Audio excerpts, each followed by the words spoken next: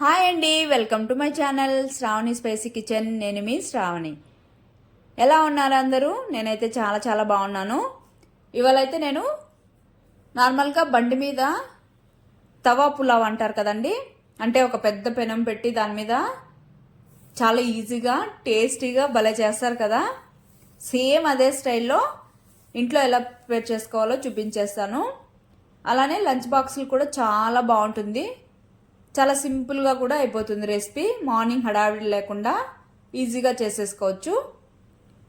Late చేయకుండా అయితే ప్రాసెస్లోకి అయితే వెళ్ళిపోదాం. మరి ముందుగా పాన్ పెట్టుకొని ఆయిల్ కొద్దిగా బటర్ రెండు కలిపి చేస్తున్నాను.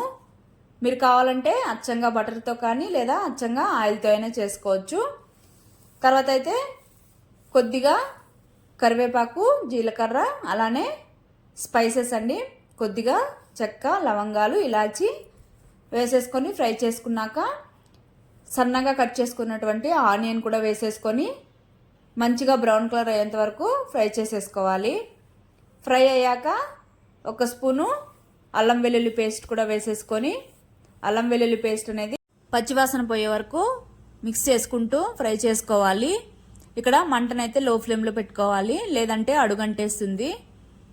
ఫ్రై అయ్యాక పచ్చిమిర్చి సన్నగా కట్ చేసుకొని వేసుకోవాలి. అలానే సాల్ట్ వేసుకోవాలి. ఒకసారి కలిపేసుకున్న తర్వాత బాగా సన్నగా కట్ చేసుకున్న టమోటా ముక్కలు కూడా వేసేసుకొని ఈ టమోటా ముక్కలు మెత్తబడేంత వరకు ఫ్రై చేసుకోవాలి.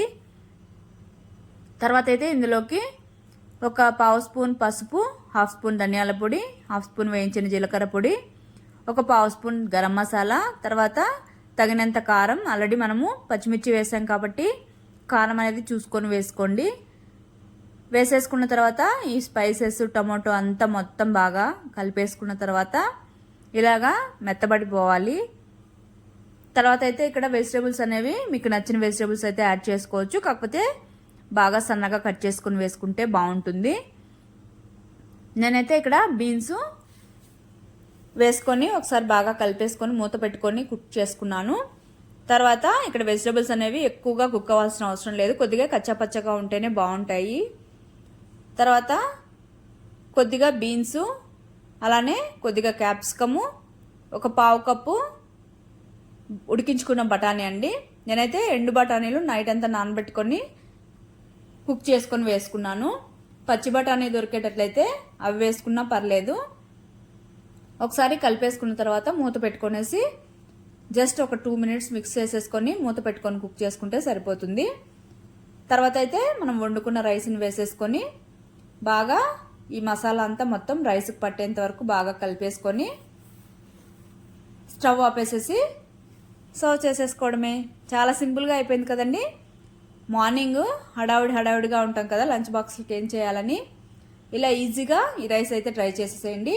అలానే లంచ్ బాక్సులు కూడా ఖాళీ అయిపోతాయండి. తప్పకుండా ట్రై చేసి మీకు ఎలా వచ్చిందో కామెంట్ చేయండి.